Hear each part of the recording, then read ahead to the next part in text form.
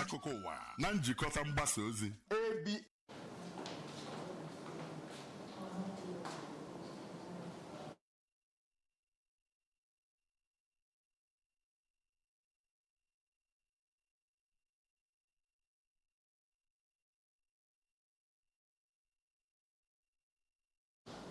Ebolachi nke onye chiri ya zere Igbo mụrụ nze mụọ ọzọ n'akụkọ ụwa n'ụtụtụ taa bụ Mọnde ma bụrụ abalị nke 9 n'ime ọnwa ekeresimesi ọnwa Disemba afọ 2024 ahịa na-azụ taa bụ Orie na mbụ isiokwu ndị a ga-eme akụkọ ị ga-anụ. Oziakụ Soludo ezigago erimeri dịgasị iche iche nye nwaanyị ahụ di etiri ihe eti na Amọkpala. Kọmishọna Anambra Steeti n'afọ maka mgbasa ozi bụ Mefọ enwetago nkwanye ugwu Peace Ambassador Award. NAFDAC akpọkugo ụlọọrụ dịgasị iche iche na-emepụta ihe ọṅụṅụ na-aba n'anya ka ha rube isi na mmachi amachiri imepụta ihe ọṅụṅụ dị aṅaa. Na mba ofesi, ọnwụ ndị mmadụ sitere na mgbureka na-egburekọ ndị mmadụ na Ukraine erugo mmadụ karịrị 43,000. Ọka akụkọ bụ Ifeọma Akife. Tọọ ntị gere akụkọ anyị n'uju.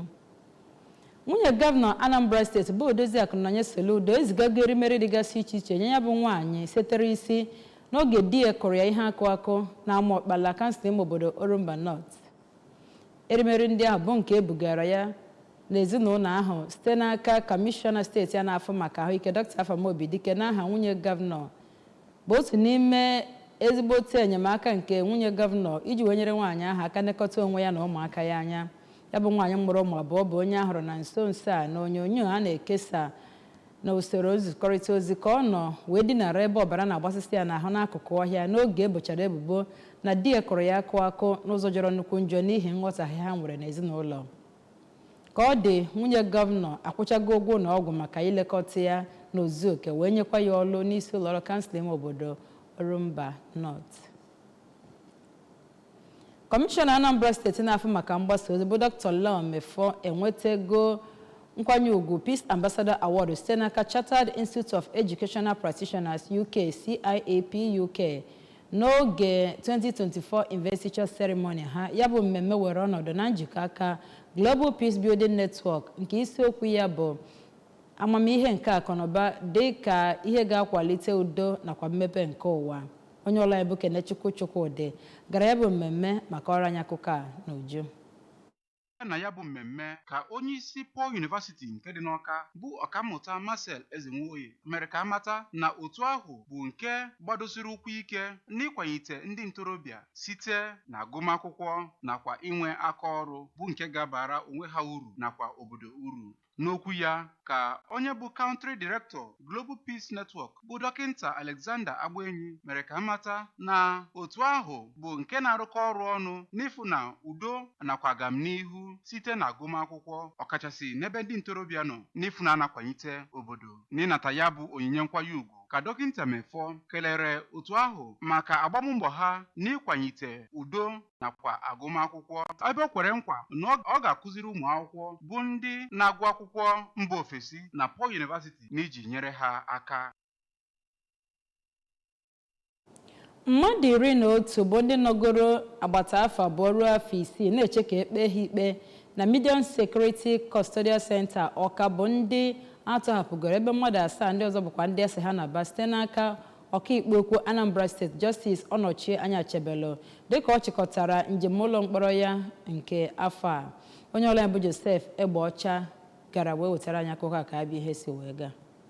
N'okwu ya oge atọghapụtara ndị ọ na-ekpechitere ọnụ ha, ọkaiwu Chinedu Nwankwọ kwuru na ọ bụ onye kwetere ka okwu olu ndị ahụ ọnụ ha n'efu na-anaghị ha ego ọbụla, bụ nke o kwuru na ọ bụ otu ụzọ o si enyeghachi obodo ka esi wee nye ya. O kelekwara onye isi ọkaikpe ahụ maka ịfụ na ikpe a gara ka o si wee gaa. Oge a nọchara ọnọdụ n'ụlọ ikpe ahụ, Justice Anyachebelo kọwara na njem ahụ bụ nke eji wee neba anya na ọtụtụ ikpe ndị mmadụ bụ nke ọ na-enweghịzi ihe nwere isi ji ha n'ụlọ nga ma bụkwaziarụ nke ha nebekwara anya na ọtụtụ nke ndị nwere nsogbu ahụike nakwazi imerime ihe ndị ọzọ. O tokwere ndị ahụ na-afụ maka ụlọ nga ahụ maka adịmọcha ha nakwazi ịgbaso ezi usoro n'ebe ahụ. Dịka ndị Greek n'oge gboo si agbakọ na egwuregwu Olympic Games iji wee gosipụta nke ha ji wee biri na ha bụ ọkaibe, otu akwa ka ndị ụbụrụ na-aghọ nkọba ọkacha mma na Anambra Steeti si wee gbakọ maka asọmpi 2024 Best Brain Contest BBC wee dị njikere ịma onye bụ ọkaibe n'ihe gbasara mmụta.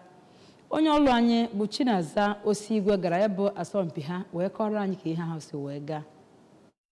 Achị ha n'akwụkwọ ụmụ akwụkwọ si na ụlọ akwụkwọ karịrị 30 gbakọrọ na Asụbe Bọọlụ nke dị n'Awka maka asọmpi Best Brain Contest nke dị n'agba nke anọ ya. Asọmpi ahụ bụ nke nwere ngalaba abụọ bụ ederede na ajụjụ ọnụ. N'ikpeazụ, Nwada Mary Ann nke Emelu bụ nwata akwụkwọ Matamabili Secondary School Ụmụoji tụrụ ugo na ngalaba Mathematics, ebe Nwada Chikaọdịlị Obiekezie bụ nwata akwụkwọ St. Patrick's College Awka meriri na ngalaba asụsụ Igbo. Onye chịkọbara ya bụ asọmpi ma bụrụkwa onye nwe Best Brain Contest, Dọkịta Frank Igbojindụ kwupụtara mkpa ọ dị na nwata akwụkwọ ọbụla ga-eji akwụkwọ ma kelekwa ndị kwadoro ha na ya bụ asọmpi bụ IG Agbo Wolf Health and Academic Foundation ya nakwa Akpaza Foundation maka ezi nkwado ha. Chinaza Osigwe maka akụkọ ụwa ABS. Onye isi ụlọ ọrụ NAFDAC bụ ọkammụta Mojisola Adeyeye akpọkuola ndị na-emepụta ma na-ekesakwa ihe ọṅụṅụ na-aba n'anya ka ha rube isi na mmachi amachiri imepụta ihe ọṅụṅụ nke na-adị na sachet nakwa nke na-adị n'obere nkenke ololo. Ọkammụta Adeyeye kpọrọ oku a na Abuja ma cheta mmachi amachiri na nkwekọrịta ha binyere aka na site n'aka ndị na-emepụta otu Distillers and Blenders Association of Nigeria n'afọ 2018 maka mmachi ndị ahụ.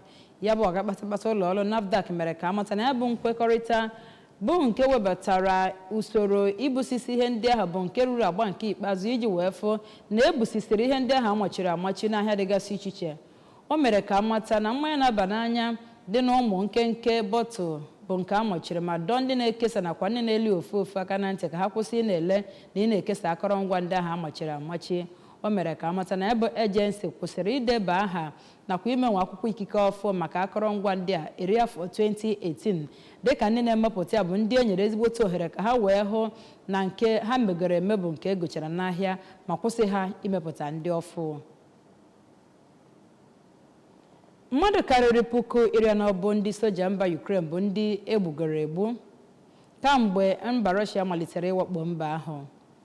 Onye isi ala mba Ukraine Volodymyr Zelensky onye mere ka amata nke a n'oge ọ na-ekwu gbasatara etu ndị mmadụ sigo wee nwụọ na mba ahụ mere ka amata na mmadụ dị 370,000 ndị ọzọ bụ ndị merigoro ahụ n'agbanyeghị na abụ ọnụọgụ bụ nke gụnyekwara ndị soja bụ ndị merigoro ahụ karịa otu ugbo. O mekwere ka amata na ndị soja mba Russia dị 198 bụ ndị egburu ebe 550 ndị ọzọ merụrụ ahụ. Dịka aba akọsi wee kwa ma ndị Russia ma ndị Ukraine bụ ndị anaghị achọba ibipụta ọnụọgụ ndị mmadụ ma bụrụ nke e kwuru na ha anaghị ekwupụtacha eziokwu ọnụọgụ ndị nke ahụ metụtara. Onye isi ala mba Ukraine bụ onye a na-eche na o nwere mbagide ikwu okwu anụnwa na nso nso a n'oge onye isi ala mba US na-abata bụ Donald Trump zigachara n'usoro nzikọrịta soshal midia na ndị soja mba Russia dị 600,000 bụ ndị merụrụ ahụ maọbụ ndị egburu egbu ebe ndị mba Ukraine bụ 400,000. Georgieva enwetago ituru ugo mmeri na agba nke mbụ nke asọmpi ya n'aha ndị Australia dịka o turu ugo mmeri megide ndị India n'abalị nke abụọ nke asọmpi na agba nke abụọ nke asọmpi otu ụbọchị wee nweta ya bụ ọnọdụ ọ nọ na ya. Ya bụ nwa amadi gbara afọ 21 na mmalite bụ onye sonyere na asọmpi nke abụọ ya na ODI dịka o nwetara mmeri 12 ugboro 4 na agba nke mbụ dịka ndị Australia turukwere ugo mmeri nọrọ n'isi egwu. Elsie Perry rukwere n'ozi dị dịka o nwetara figọ 3 dịka o mewekwere nke ọma site n'inye akara 105 na bọọlụ 75 o sonyere na ya. Phoebe Litchfield nakwa Beth Mooney bụ ndị megwukwere nke ọma na 60-56 n'otu n'agbanyeghị na India gbanyesikwara ike wee na-achitekwa wee werekwa wiket 5 na agba nke ikpeazụ nke isii ya. Simon Thakur bụkwa onye bụ ụzọ egwu na ndị mba India dịka o nwetara akara 3 n'ime 62 dịka ha chịkọtara na ọkara nke ya bụ asọmpi dịka ndị mba India zaghachikwere site n'etu ha si wee hụta Simtri Madana nakwa Helen Duell dịka emeriri ha site n'aka ndị otu egwuregwu ndị ọzọ ha na ha sọkọrịtara bụ nke gụnyere Alana King maka ugboro 54. Cheta na ị nwere ike isonyere ABS n'akụkọ nakwa ihe mmemme ndị ọzọ anyị na-eme ebe ọ bụla ị nọ n'ụwa site n'ịbanye na Facebook page anyị na Anambra Broadcasting Service. Sonyere anyị na YouTube na ABS Television Ọka, sonye na X na ABS Radio TV nakwa Instagram na ABS Radio TV. Banye na webụsaịtị anyị na www.absradiotv.com. Gị nwekwazi isiokwu mere akụkọ anyị kọrọ gị. Odoziakụ Soludo ezigago erimeri dịgasị iche iche nye ya bụ nwaanyị di etiri eti ngatịrị pan na Amọkpala. Kọmishọna Anambra Steeti na-afụ maka mgbasa ozi bụ Mefọ enwetago award Peace Ambassador Award. NAFDAC akpọkuola ndị na-emepụta ihe ọṅụṅụ na-aba n'anya ka ha rube isi na mmochi amachiri imepụta ndị nke nta. Anyị si na mba ofesi kọrọ gị na ndị soja mba Ukraine karịrị 43,000 bụ ndị ngwara anwụ kamgbe agha ji wee malite n'etiti ha na mba Russia. N'ebe a ka akụkọ ụwa kọrọ ọnụ n'aha ndị chịkọbara akụkọ ụwa n'ụtụtụ emekwa ka o ruo gị ntị. Mụ onwe m bụ Ifeọma Akife na-asị gị ndewo maka ige anyị ntị na-agọrọ gị ọfọ n'ụbọchị taa ka dịrị gị mma ka emesịa.